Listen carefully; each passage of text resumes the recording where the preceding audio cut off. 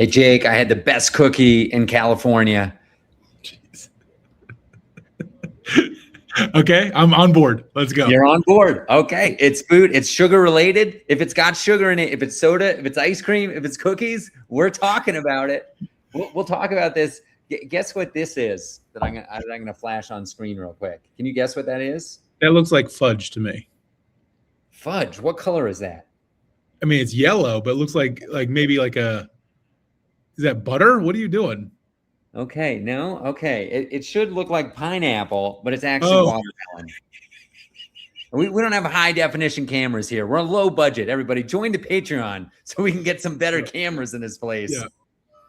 Anyways, I went to this place called Bristol Farms, which is a grocery store. Kind of a confusing name, right? It's kind of like a Whole Foods. You walk in, there's like a barista kind of, like a Starbucks that you'd see at a regular place, but it's their own Bristol Farms, whatever. And they have a cookie station with like the heat lamps, and they have the cookies warm, like right there. And it was like, I don't know, it was like $5, $4.50 for a single cookie. The thing was probably a day's worth of calories, had walnuts in it. Anyways, it was incredible. It's called The Cookie. If anybody gets out to the Los Angeles area and can track down Bristol Farms, go and get The Cookie.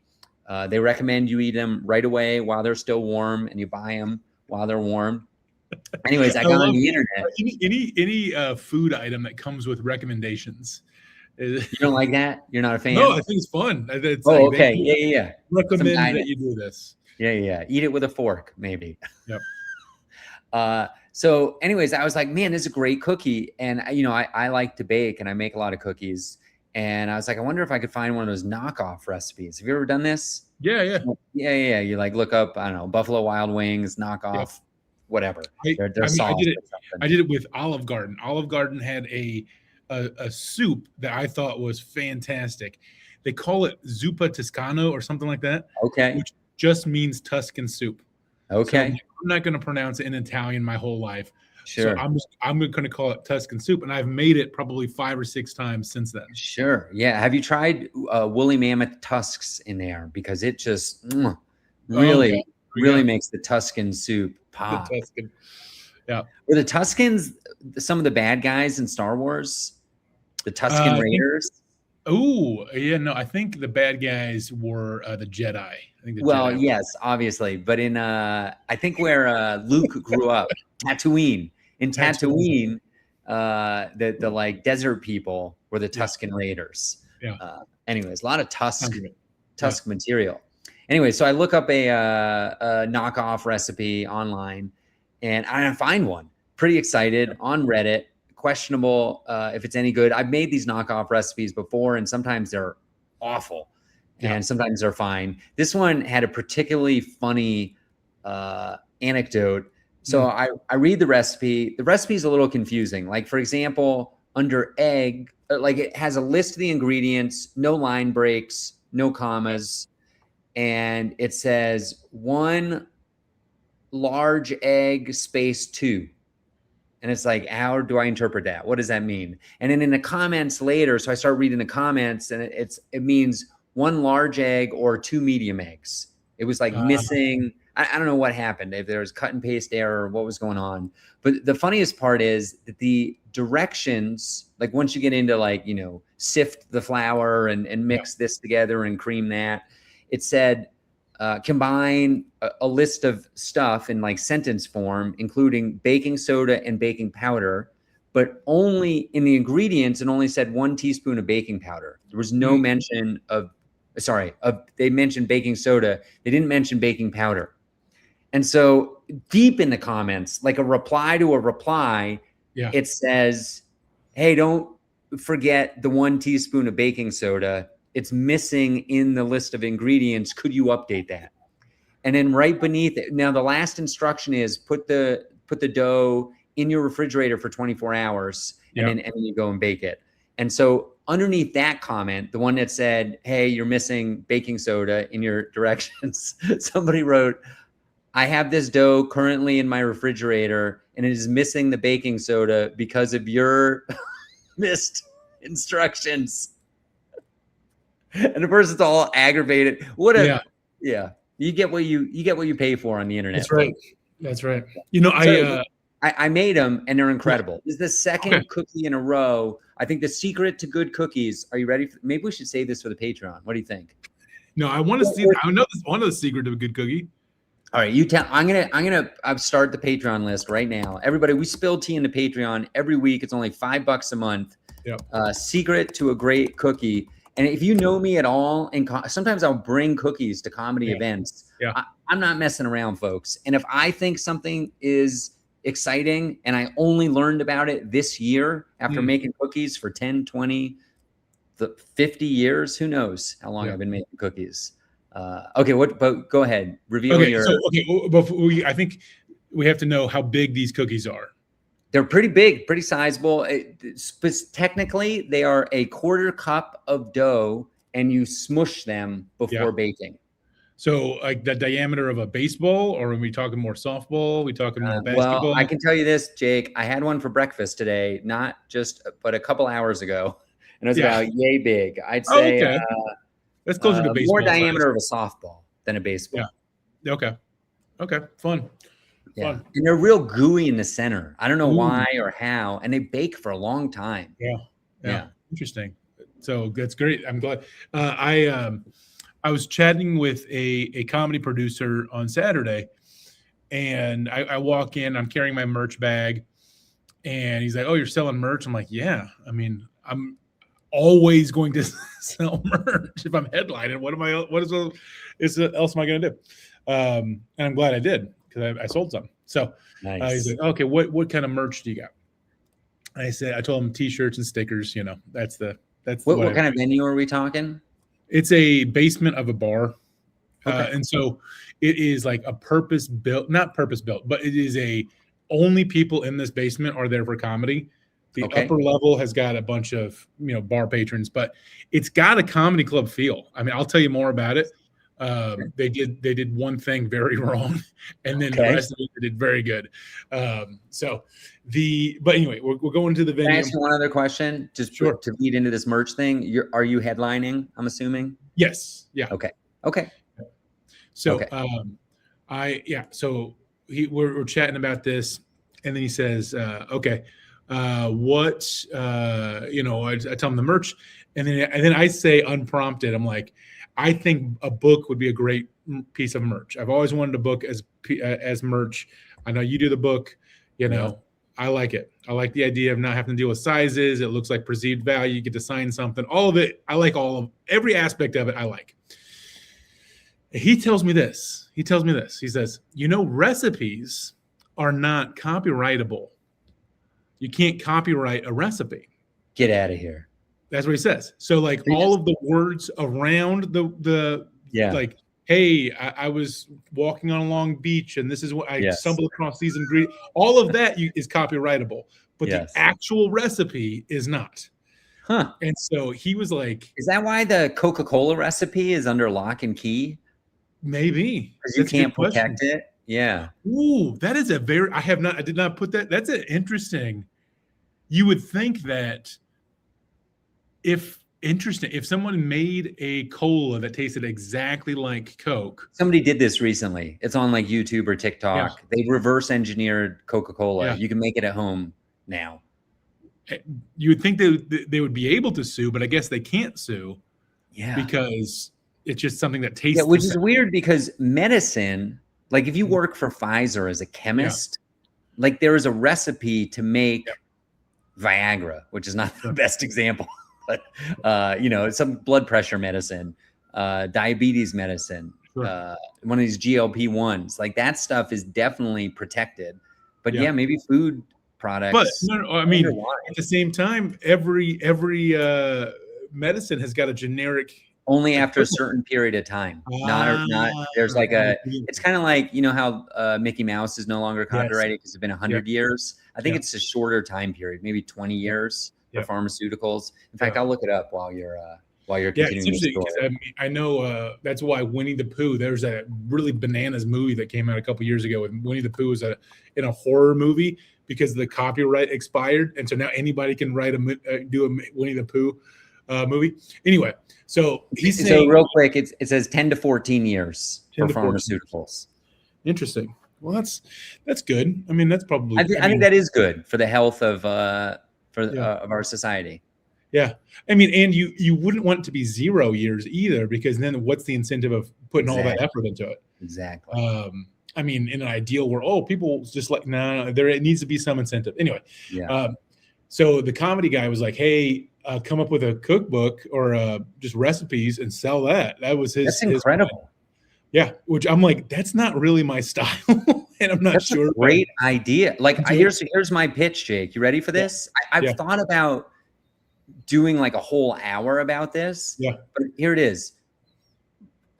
Converted into recipe form. A cookbook that's recipes my ex-girlfriends cooked for me.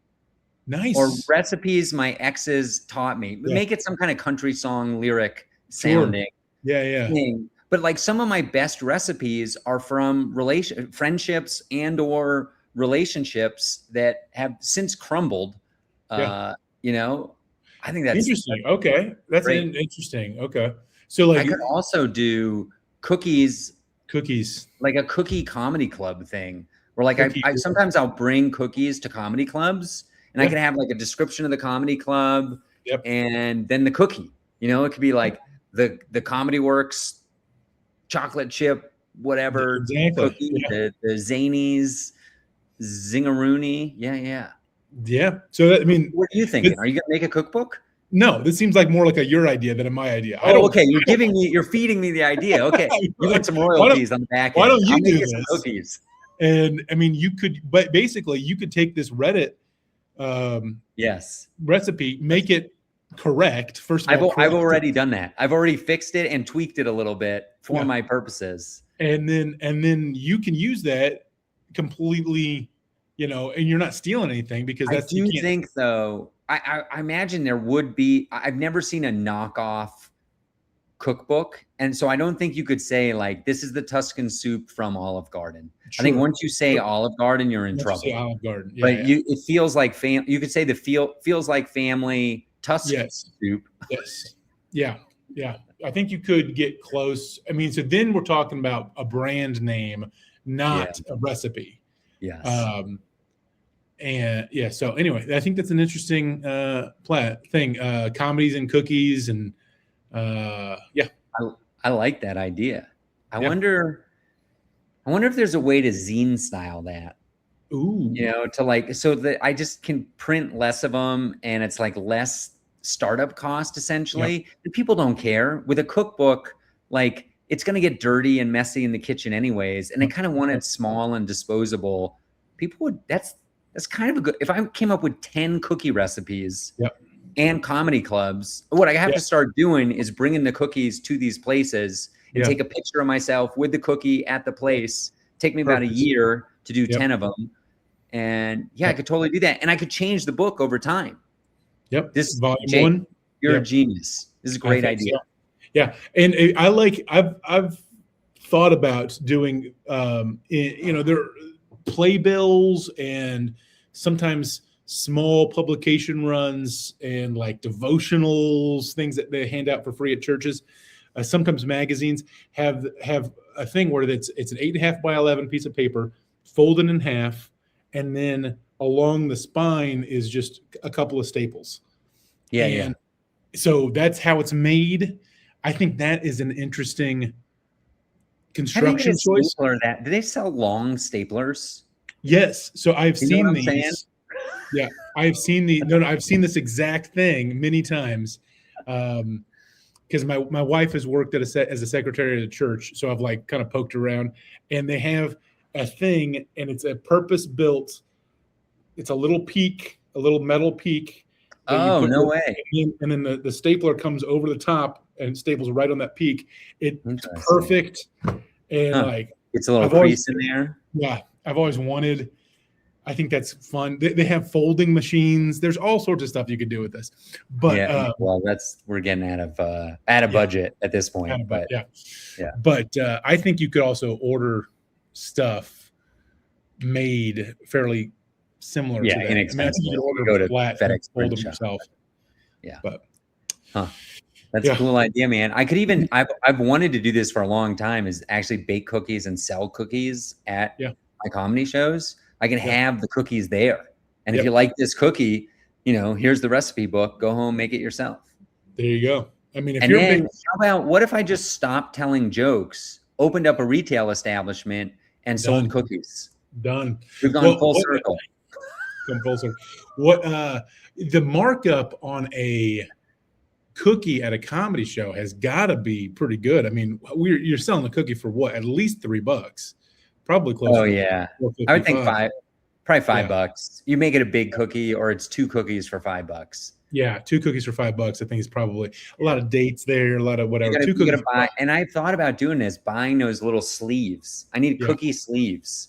Maybe I could even get them like custom printed, or I get the stamp. You ever go to like a pizza place and they stamp all the bags, and you see some poor employee who never finished community college, and I get a stamp 1,000 bags.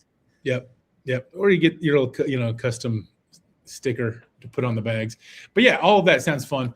Yeah, I totally agree. Like, hey, I'm bringing the zany zingers tonight, 2 for $5, and then if you like them, or even if you don't, here's the comedy cookbook. Yeah, no one has done comedy cookbooks. I have seen a guy do. I'm sure somebody has. There's no way nobody has done it. Nobody. I've seen a lot of comedy. There, I haven't seen it either. I have seen a hot sauce, and the hot sauce guy crushes. Oh yeah, I know the hot sauce guy. I've seen him too. He's from California. He started in Denver, I think, or somewhere. He has some connection to Colorado. He's a funny guy, but he also sells so much hot sauce. Yeah, that's a cool idea. I just had a comic give me a lighter, Erik Escobar, and he just buys the lighters. They're the cheapest lighters you can buy, and he buys stickers, and he wraps his sticker around the lighter, so it looks like a custom lighter. And he told me the margins. I think it costs him like $1.50 between the lighter and the sticker to assemble the thing. And he sells it for whatever. People give him $20 all the time for a lighter. Yep. I've seen lighters. I saw a back scratcher once. That was the first time I saw a back scratcher recently. Yeah, this guy had a joke about measuring spoons. Even okay, that could like lead into my merch pitch. Yeah. Wow.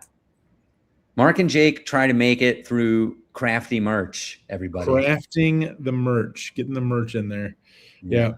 So the one other thing, the thing that this show did poorly.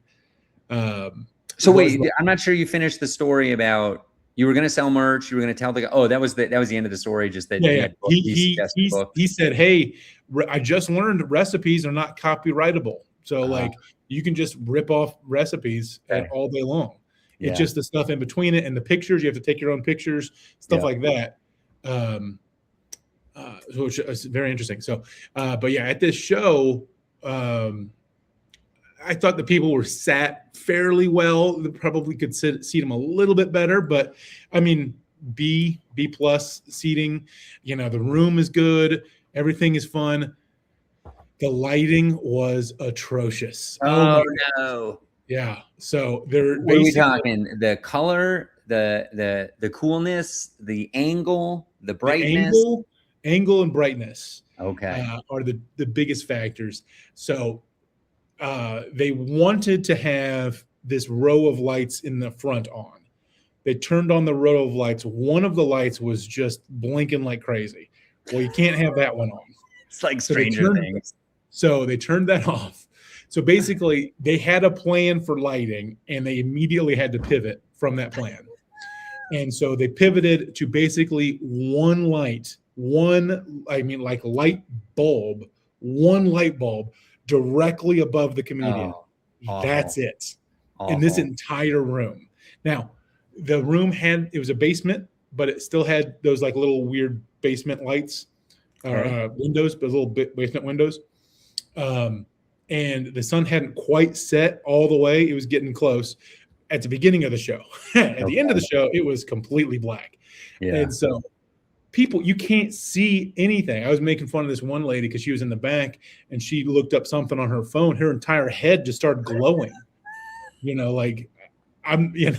Like it's impossible. It is pitch black. It is the kind of like darkness that if you walked out into sunshine, it would hurt your eyes after you're in there for a while. And you have to stand very, very in the light. Yeah, One of the guys on the show had a ball cap. I don't like ball cap on stage. Yeah. If it, especially if you don't know how to wear it. If you can know how to wear it, I'm a little bit more lenient. Okay. There's also part of the head tilt is important too. Yeah. Head tilt. You have to know what you're doing with the ball cap. And I personally would never wear a hat on stage. Right. I've got a great head of hair. Buy a ball cap that could fit that. Yeah, just noggin, right? Yeah. But I got a great head of hair. It seemed like it's spitting in the face of God to cover it with anything. Sure. And so the guy had, I mean, normal Give me height. a little lesson here real quick, Jake. Let's pull up our favorite segment. Jake teaches Mark religion. Why do they wear yarmulkes? It's something to be closer to God, but it does cover up their hair. What is the reason? Yeah. So that's a Jewish thing. So I'm Christian, but I still know. But I'm sure you know. So yarmulke is to symbolize devotion to God. And I think it's to be, under God's presence is the sort of idea. Okay. And that's about it. I'm not sure how much further it goes. There's a decent amount of religions that have hats. Religion and hats go good together. Here's the nutty thing. Here's the thing that you wouldn't believe. I didn't believe until I saw it firsthand.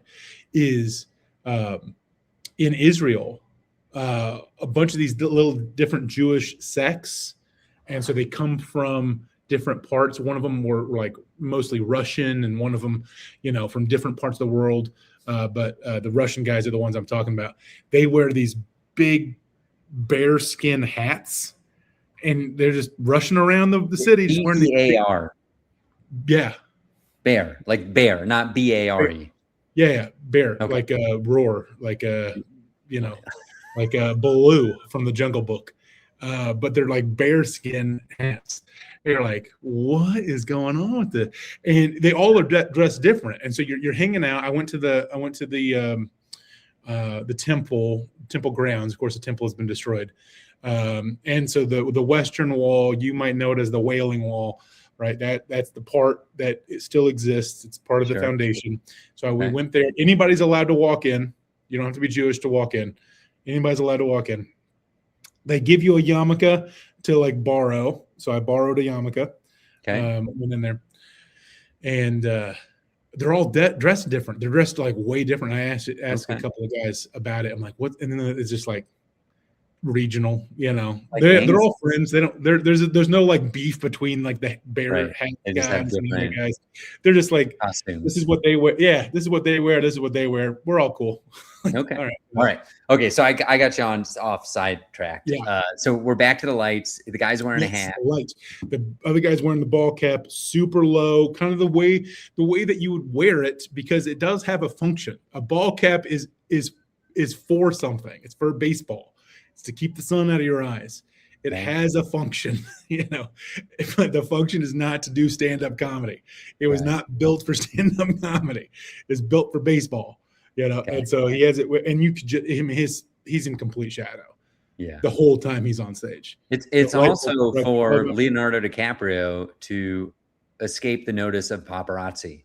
It's to stay incognito in a ball cap. Yeah, that's interesting. Which is not what you want on stage. Yeah. I was watching a podcast with my wife this morning, and it was a man and a woman, and they were talking to each other. Both of them are wearing ball caps, and the man wore it really far up, like up on, like right on his hairline, and kind of tilted up. And the woman wore it way closer down. You couldn't see her face. Like you could have watched this entire episode of the I couldn't recognize her if I saw her later. I have no idea what she looks like. Yeah, and it's like, why do that on stage? Come on. Yeah. Well, especially when you got an overhead light. That's brutal. Yeah. Huh. So there's my talk show.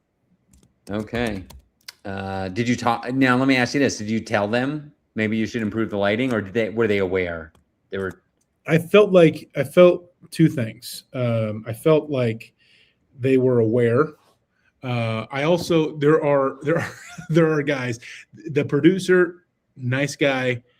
He thinks he is significantly better than me. So he at comedy and producing shows, at life, all of it. Right. He has got a kind of a superiority thing that I don't think he would take any advice from me. So, yeah. So, yeah, he's nice to me, but every once in a while he'll say things like, I've been doing this for a long time, and always, I used to do this, and then, I did a competition. I signed up for like 7 competitions this summer. Right. Okay. I like the competition. It's competition season, whatever. Who cares? And he's like, he has told me many times, you're above this. This is beneath you. You shouldn't do these competitions. Okay. Right. And then he told me the story recently of how he did a competition, and I think it was in Atlanta, and they didn't, he won it, of course, and then the next year they wouldn't allow him to sign up again or something like that. And I'm thinking, I don't know if that's true. But, would you do a competition if you won it the year before? No. Yeah. No, but it might have been not. I don't know if the exact story. It was a very braggy story. Okay. It might have been like, they found out that I'm not actually an amateur, or I'm not actually a semi-pro. I'm actually a professional, so they kicked me out and they wouldn't let me do it, or stuff like that. Yeah. It was a braggy, which is fine. Brag away. Some people need to brag sometimes. Who cares? Sure. But, you've been known to brag. Let's not step on braggers. It's okay. No. You got to brag sometimes. Yeah. I mean, sometimes bragging is the only way to convey the truth of your superiority, of something good that happened. Sometimes things happen. I love it. Let me brag to you, Jake, about going to Wally's. Ooh. Yeah, we talked about this just very briefly, but never circled back to it. Wally's is like a gas station.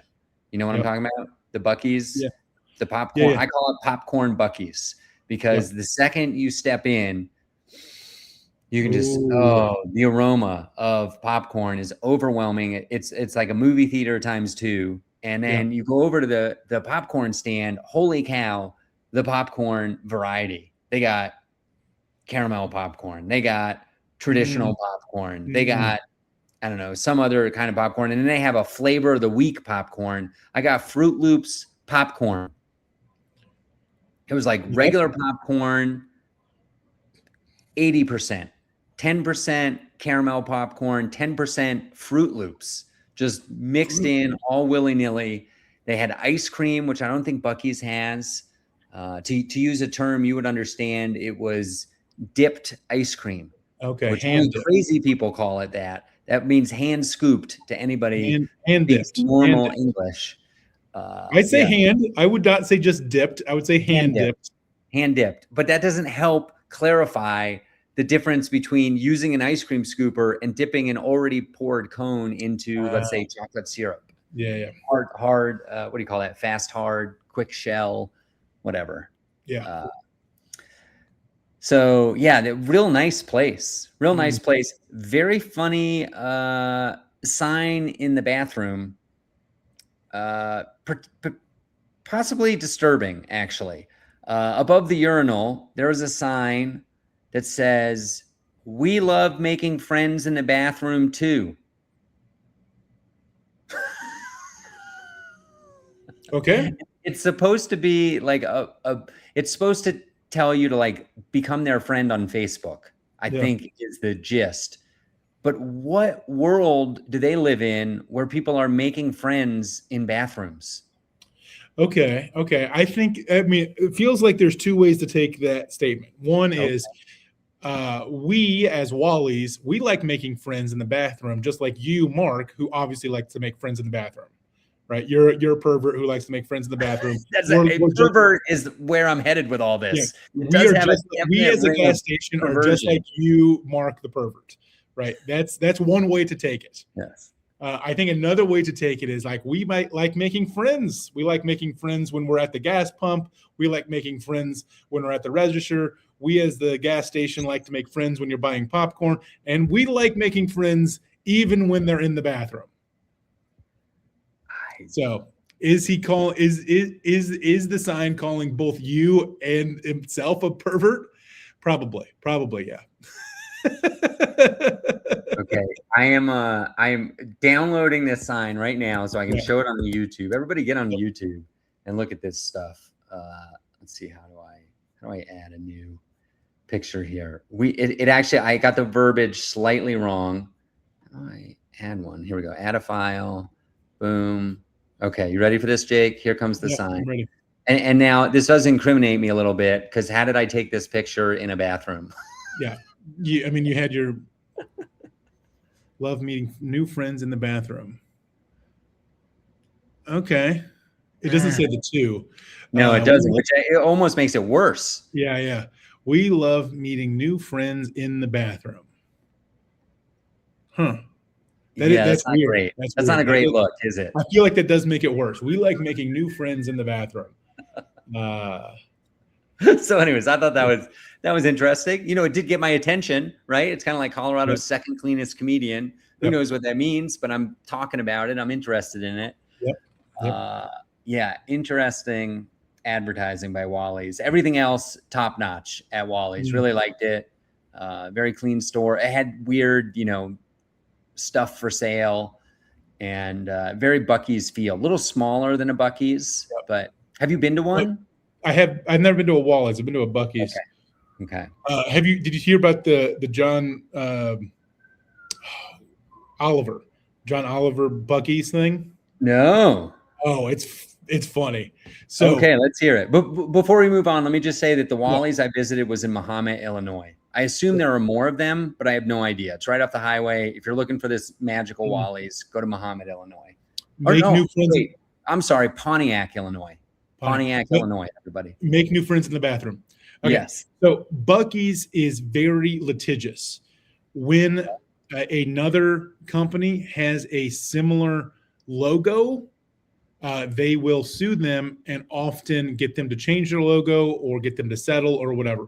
And so their logo is a beaver in a red circle. So it's red and yellow mostly, and it is in a circle with a mascot, And once you start looking for those, you see those everywhere, right? That a red circle, a mascot, cartoon drawing, and John Oliver is like, hey, this is basically, he's making fun of them. He thinks they're misbehaving, and so he is starting a Buc-Ees competitor, and he has calls it Buck Off, just like the BUC, just like the Buc-Ees. He calls it Buck Off, and so he's starting a gas station, like literally. He's not starting a gas station. He's starting a website to buy merchandise. So you can go to this shop and get like T-shirts and stuff. Yeah, you can buy hats and whatever. Sam, what is this? A donkey or a squirrel? Yeah. No, it's I don't know what it is. A rabbit. Yeah, some sort of. I forget what it is. Has he been sued yet? He has not been sued yet. But he's like baiting them to sue him. Okay. That's one way to make a living. Yeah, and so it's got that. I guess it's a yellow backdrop, yellow circle with a mascot in it. Yeah. You take a look at it and you're like, man, that really does look very Buc-Ees like. Yeah, it looks like Buc-Ees from a distance for sure. So I think it's funny. I like the idea of using comedy to kind of, whether or not Buc-Ees is misbehaving is another story. I mean, it feels a little bit of a jerk move if I've had a a little store for years, and it's got a yellow circle and a rabbit in the circle as my little mascot, and no one would ever confuse it for Buc-Ees, but you sue me anyway. That seems like a jerk move. And so him fighting back. This reminds me of a story. I think there's like a Burger King in Canada that is not Burger King. Yeah, it still has the name, or it's a Pizza Hut or Wendy's or something along those lines. It like predates the. I think it is Burger King. I heard this story about Pizza Hut, which I think is fascinating. When the guy started Pizza Hut, they had some sort of sign or some sort of awning or whatever it was, and it only had room for a few words, a few letters. And so like, we know we want the word pizza in it, and we only have room for 3 more letters. So like, what are we going to do? Pizza. And so they came up with Pizza Hut. I've seen it work. If you're ever driving across the country and you go through Wichita, Kansas, Wichita State University, I slept in my car close to there. And went over there one morning, just walked around the campus, and I stumbled on this small freestanding building, which was the original Pizza Hut. And it's now a museum. And I went into it. It was for sure not open, Jake. The door, they forgot to lock the door. It was freezing inside this place. And it took me like an hour. I was in there for like an hour reading stuff. It's very small. It's like not much bigger than a couple bathrooms. But I went around, there's a Barbie doll, there's Pizza Hut goes to space, there's all kinds of information in there. And like an hour in, I'm like, why is it so cold in here? Yeah. And why are none of the lights, are the lights not on? What's going on? So I closed the door quietly and eased back away. It's pretty funny. Wichita State has a decent basketball team, but it has the world's best team when it comes to a particular sport. Do you know what that sport is? Face slapping.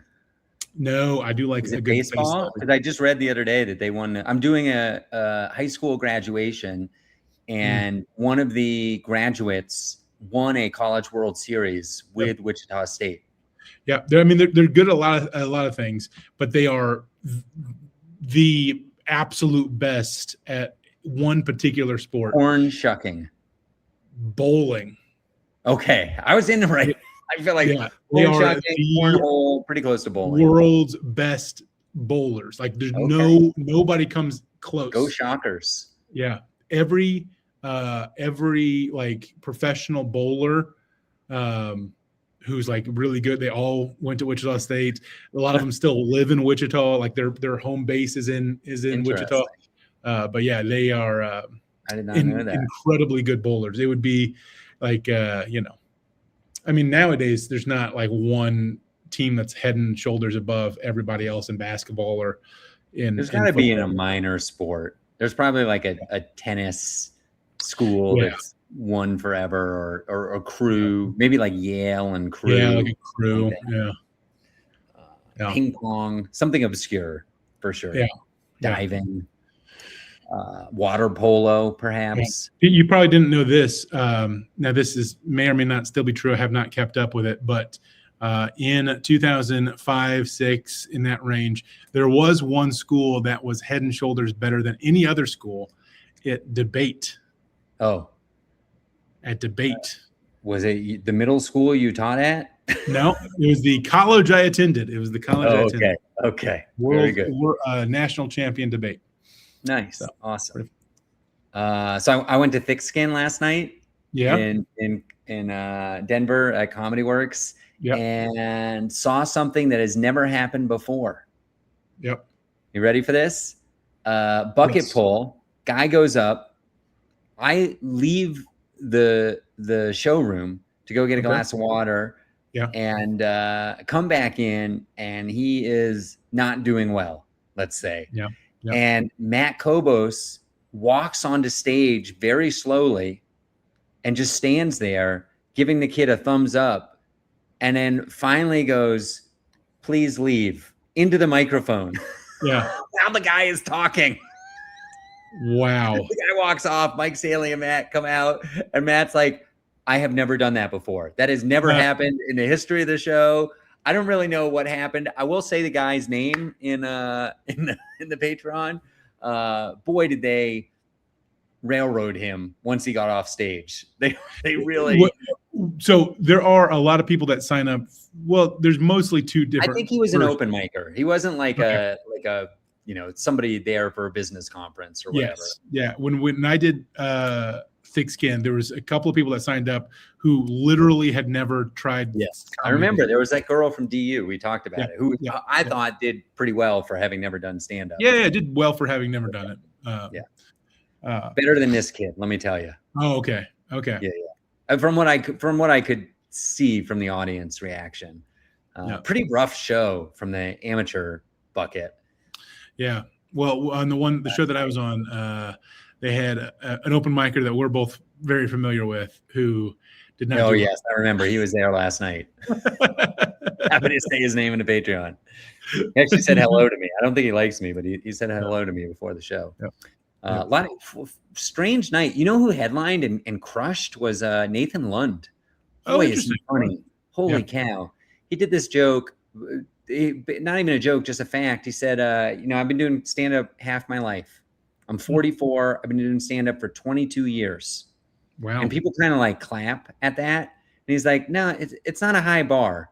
You don't really understand. Like it's just because I can speak the dominant language.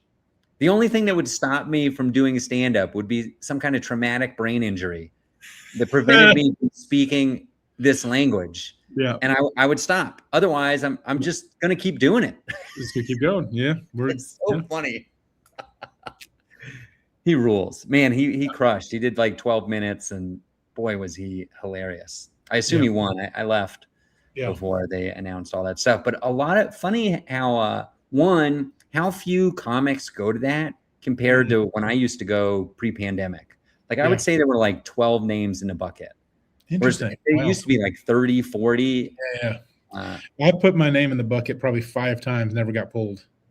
Yeah. But, also, way to pull the. Well, I'll just move 1,000 miles away, and then I can get booked as a pro.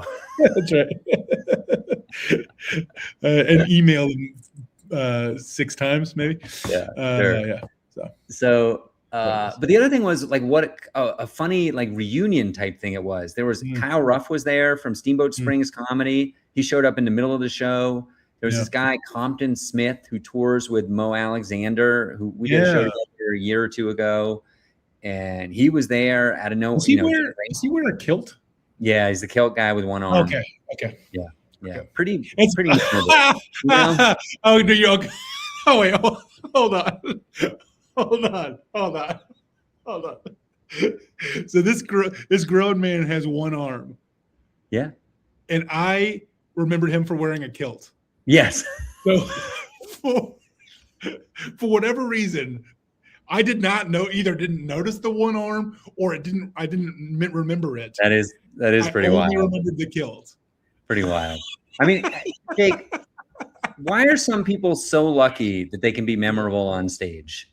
That's true. You know, when will I get lucky? When will you get lucky? Yeah. Memorable. I mean, there's something about it. I think I'm lucky to be memorable, but it is what it is. There's a white guy in a baseball cap, as we discussed. White guy in a baseball cap recently, pulled way too low, so you can't see your face. Go ahead. So I watched some movies recently, some old school movies. I watched Blazing Saddles. Great movie. Okay. Questionable language, but it's aged. It's been a minute. It's been a little bit, and but pretty funny. It wasn't. Very funny. I was expecting a little bit more. What was interesting to me was how similar to Spaceballs it was. Okay. It basically had the same character, this like philandering, dumb authority figure played by Mel Brooks. Yep. And so that was interesting. And seeing Gene Wilder was fun. He's hilarious. And it was pretty good. And overall, despite the language, it had a pretty progressive plot Yes. in terms of race relations. So yeah, it is interesting, a little double-edged, but I think it's a great movie. When I was a kid, man, I was a huge Mel Brooks fan. yeah. And I watched all the movies and just. Are you excited for Spaceballs 2? No. I'm gonna watch it, and the original I hope Spaceballs. Oh yeah. Yeah. It was just in the theaters again for like 20th anniversary or something. Yeah, I think Spaceballs is fantastic. Watched it many times. I think even recently, but I get nervous. With it. Is it going to hold up? Is it going to come anywhere near holding up? My big concern is it going to reference some of the Star Wars universe that I don't know? Yeah. Because I haven't kept up. There's too much to keep up with. There's a lot to keep up with. I have not kept up with any of the shows, but I've done all of the main lines as well as a couple of the other movies, like the Solo movie and the Rogue One, which are not like episode 1, 2, 3 or whatever. But I've seen all of the episodes, and a lot of them are not great. So exactly. So the second movie I watched was White Men Can't Jump. Okay. Have you seen this film? This masterpiece of cinema? It's great. Yeah. It held up very well. It is a terrific movie. It is funny. It is well paced. It has an engaging plot. And it doesn't have a happy ending, which is philosophically very smart. Like the way it wraps up, and if you think about it, and some of the things that were said towards the end of the movie, even though it's like a downer of an ending, there is a silver lining there. And basically, the whole plot is, I'm actually thinking about figuring out a way to make this into a bit. It's basically that even when you lose, you win. It sounds like a country song lyric, but even when you lose, maybe that should be the name of my cookbook. Yes, recipes from exes. Even when you lose, you win. Even when you lose, that's right. So they might have walked out of your life, but they left behind a recipe. Yes. That's fun. Also had that same word in it, which was interesting. Oh yeah. Which word? So anyway, I've been watching a lot of documentaries. I got super into documentaries with my wife on Netflix. We did 2 of them kind of back to back, and one of them was called False Prophet, and the other one was Keep Sweet and Pray, or something like that. Keep sweet, pray and obey, or something like that. But both of them were about polygamous Mormon groups.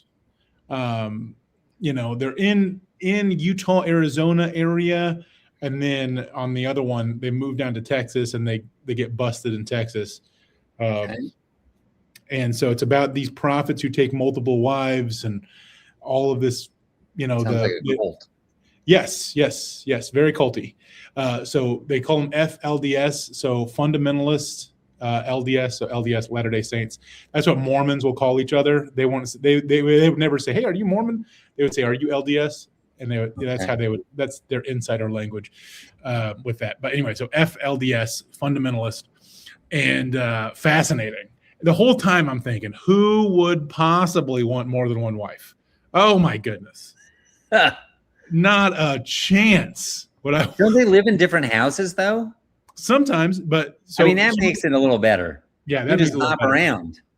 But the one that they only kind of give you enough details on a few of them, and most of them are not living in different houses. So like that, you're talking about like sister wives from like TLC, and that guy I think only has like 3 or 4. Some of these guys they died or went into prison. One guy went to prison for like 100 years. He's still in prison now. And he's the prophet there, and he had like 70 wives than he can handle now, dude. More partners. More prison partners than he can handle. Man, he's getting married left and right in prison. But yeah, the way that they would describe it. What did you say? 100 wives?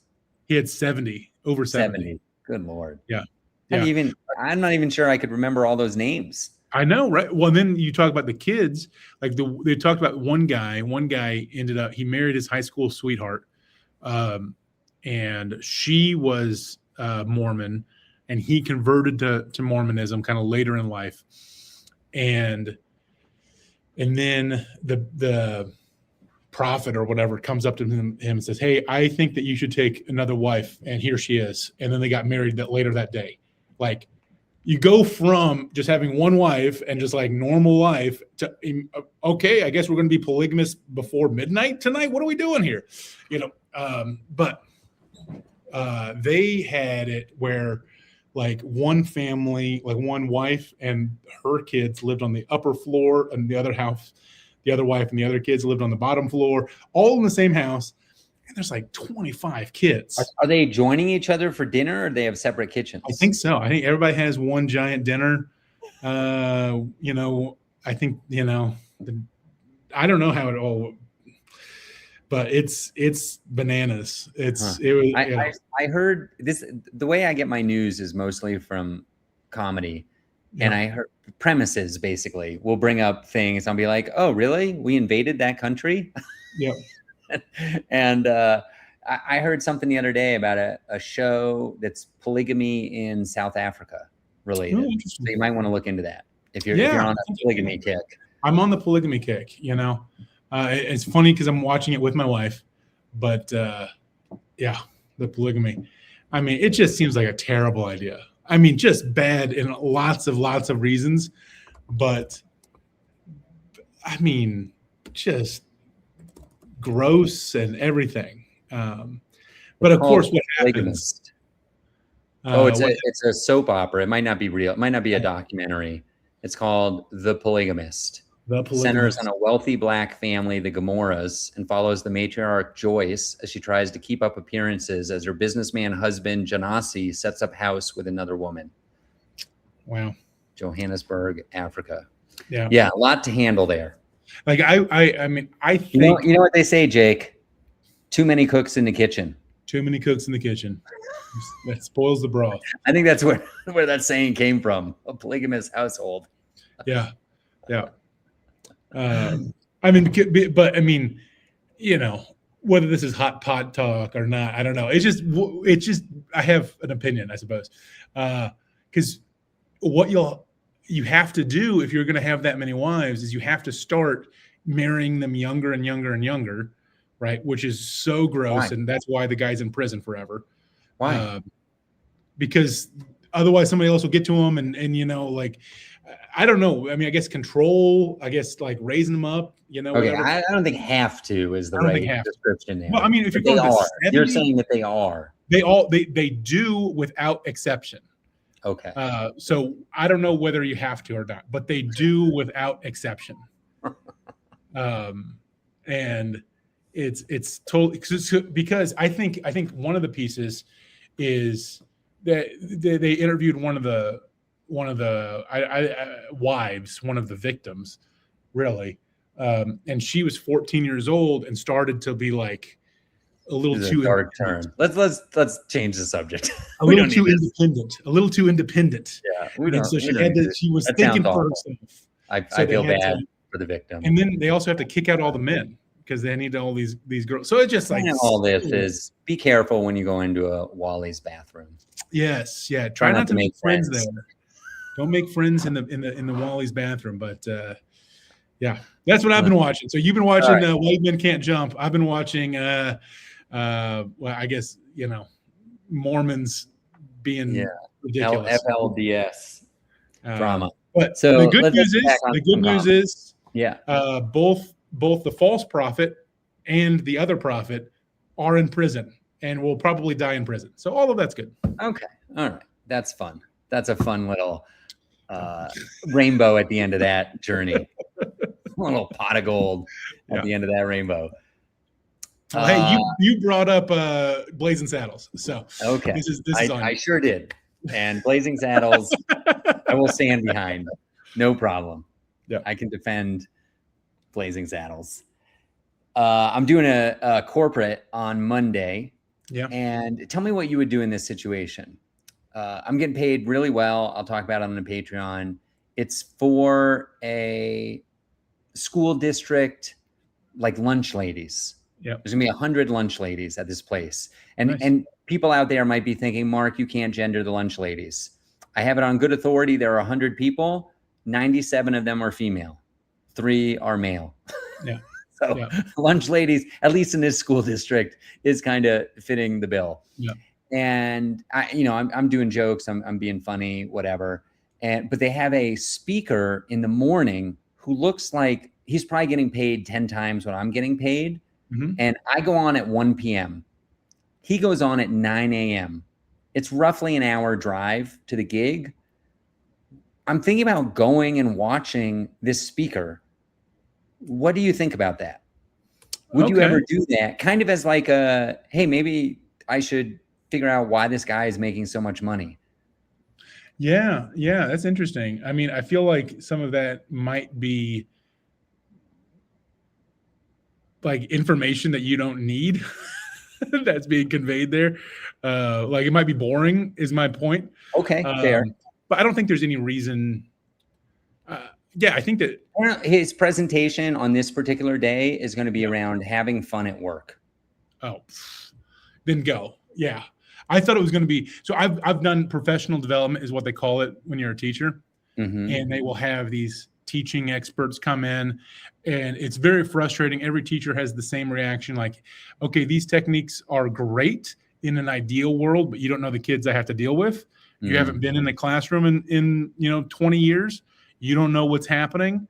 So stop talking. Let me get back to work. That's what teachers think when the professional development person is saying, here's the best new ideas, most of it. But so that's what I was thinking. Maybe here's the best new ideas for lunch ladies. But if it's just something more generic like that, that's interesting. Yeah. Yeah. The guy has a book. He sells the book. He seems like, apparently he's so big. I think he's going to be there, but he has like franchised out. And sometimes he sends other people to give his talk. Yeah. Can you imagine this? What a great, imagine if you could like farm out your act and just send somebody else to sell your merch and do your jokes. What's his name? I'll say it in a Patreon. I don't want to give him free advertising here because I'd rather book the business. Yes, if you need a motivational speaker. If you need a motivational speaker, go to bigjakecomedy.com. If you're in the Midwest, if you're in the Rocky Mountains, go to markmasters.co and I will tell you how to have fun at work. And as will Jake. We'll tell you how to have fun at work. That's right. We've actually talked about this in the Patreon offline about sharing some notes about some content stuff that isn't specifically jokes. Yeah. But I think I might go down. The only thing, it starts at 9, so like traffic's going to be a bear. Yeah, the only downside is your time and your like.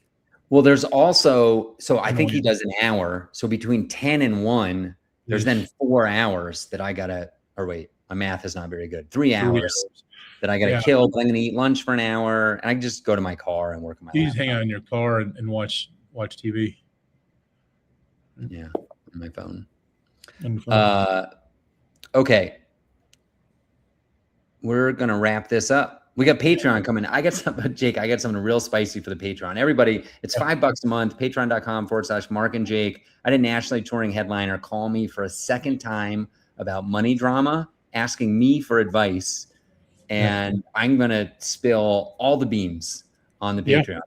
And then I had some other things. I'm going to tell you the secret to a great cookie. You're going to want to listen to me. If you like a baked cookie, pay $5. You get access to every episode, like 40 or 50 episodes that we have on there, plus bonus content. Jump ahead to episode 54, get the baked cookie secret, and then just cancel. That gets me $5. It's like you bought one cookie from me. And you're going to want to do that. I'm going to talk about some venue poaching drama. And I don't want to give too much away. I'm going to reveal the name of the bomber, the thick skin. And Yeah. What do you got for the Patreon today? I've got I bought some unauthorized biographies. So Okay. they're hot. They're hot. And then I've got a show coming up, and they made me fill out a questionnaire for it. It's really weird. Okay, let's talk about that. Let's get into that. And I'm sure he's gonna. Just knowing Jake and how these Patrons go, he is going to definitely reveal the name of the superiority complex individual previously mentioned. Yes. And will rant for quite a while in a segment we like to call "Jake Doesn't Like Some People." Okay, this is coming out. This is coming out August 17th. What do you got coming up? Plugs time. I am going to Colorado for my niece's birthday, or not birthday, her wedding, or my niece's wedding.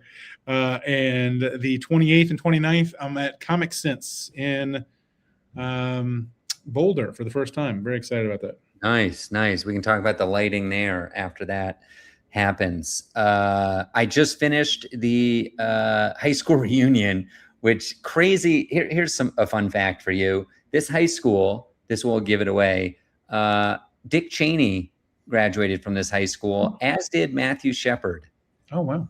Probably not hanging out in the afterlife, I would guess. Also, so I just finished that. And on August 22nd, Saturday, August 22nd, I am performing in the woods, quite literally, in a forest, at a camping event. I'm doing R-rated comedy. We'll see how that goes. And I'll tell you a little bit more about that in the Patreon if I remember. And then August 27th, Thursday, August 27th, Gypsum, Colorado, Vail Comedy Show, Leah Bonema and Dustin Chafin, 2 former Vail Comedy Festival headliners. They're so funny. Dustin Chafin is fantastic.